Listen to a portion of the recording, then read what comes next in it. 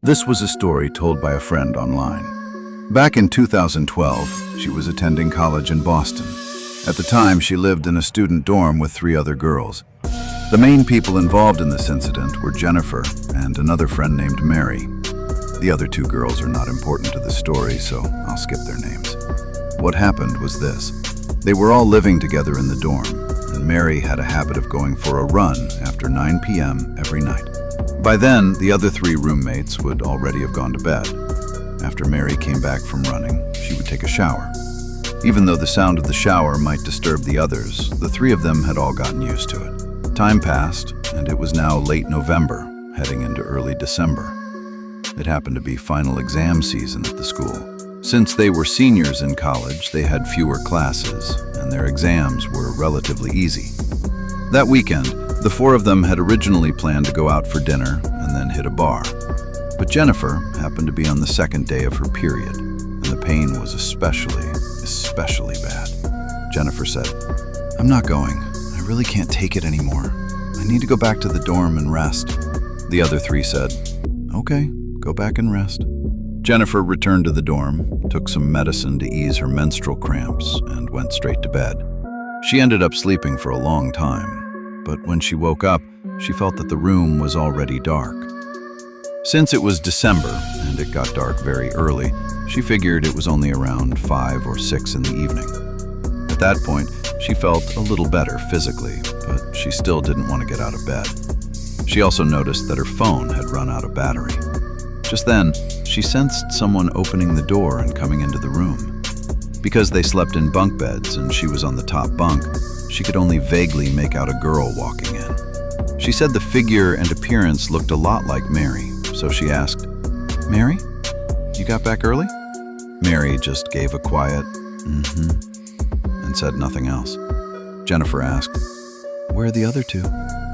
Mary ignored her and walked straight into the bathroom, where she started taking a cold shower. Jennifer thought it was strange and said, "Why are you showering as soon as you get back? And where did the other 2 go?" After a little while, she heard the sound of wet slippers slapping against the floor. Tap, tap, tap. And then the sound of someone climbing into bed. By then, Jennifer's phone was still dead, so she climbed down to plug it in and charge it. The moment it turned on, a pop-up message appeared. It was from Mary and the other 2 girls, sending her photos and saying that they were still out having fun and were having a great time. Jennifer messaged back, "Mary is already back. Where did you 2 go?" At that point, one of her roommates texted her, "The 3 of us haven't come back. We're all still outside." And then she attached a selfie of the 3 of them together. Jennifer immediately felt something was off. She replied, "You're not messing with me, are you?" "No," her roommate said. "Look, we just took this photo right here." Right after that, a voice came from Mary's bed. "Who are you texting? Who are you chatting with?" Jennifer froze and said nothing. Then she felt that from the darkness around Mary's bed, there was an eye looking out at her.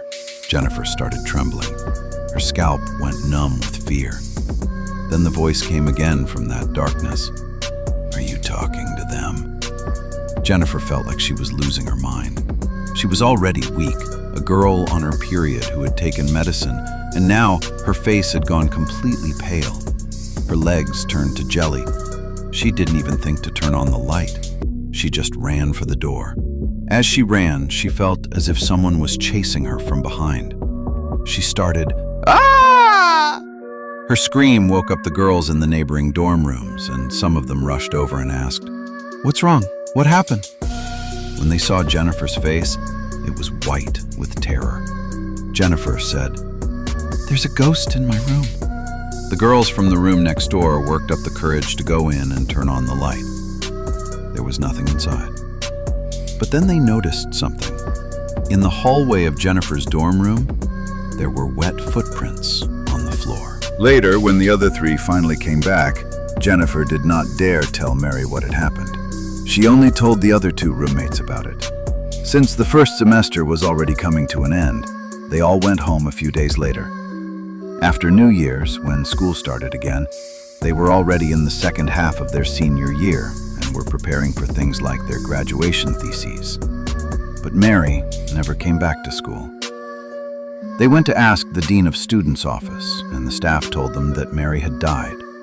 Mary had suffered sudden cardiac death while showering after her nighttime run. All of her belongings in the dorm had already been taken away by her family. When the three girls heard the news, they were deeply saddened. After all, they had been classmates, and as roommates, they had all been on good terms. In the days that followed, the three of them stopped mentioning Mary. Then, in the blink of an eye, it was March. One day, the three girls suddenly thought of her and casually started talking about Mary. Mary was really a good person. She was so young. It's such a pity that she died.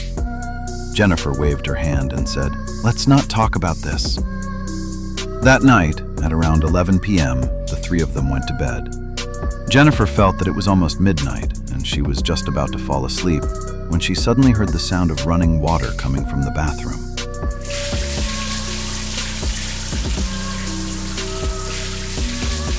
Then, one of the girls in another bed, who must already have been half asleep, murmured drowsily, "Oh, Mary, it's so late.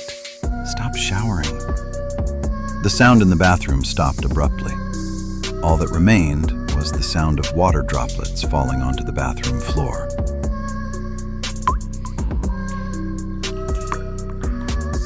At that moment, Jennifer was fully awake. The girl who had spoken was awake too. The third girl was awake as well. All three of them sat upright at the same time. Wasn't Mary dead? Then who was showering in the bathroom? The three girls tried to turn on the light, but they couldn't. At the same time, they scrambled down from their beds and ran for the door. They tried to open it, but it would not budge.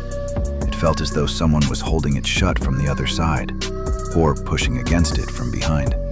Jennifer was the last one in line, and she could hear the sound of wet footsteps landing on the floor behind her. Tap, tap, tap. By then, Jennifer was terrified beyond her limit.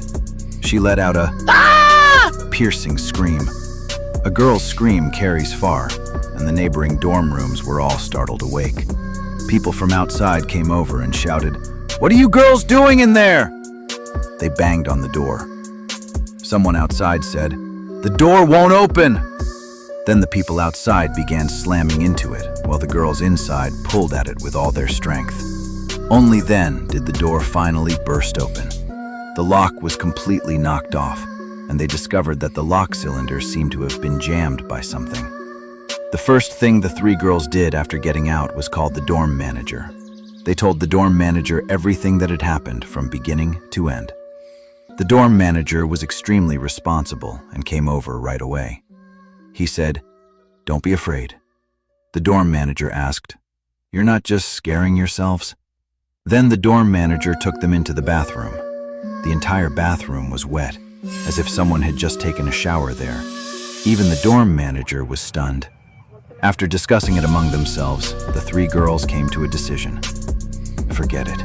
They were about to graduate anyway, so the three of them simply rented a place off campus for the time being. After that, they never returned to that dorm room again.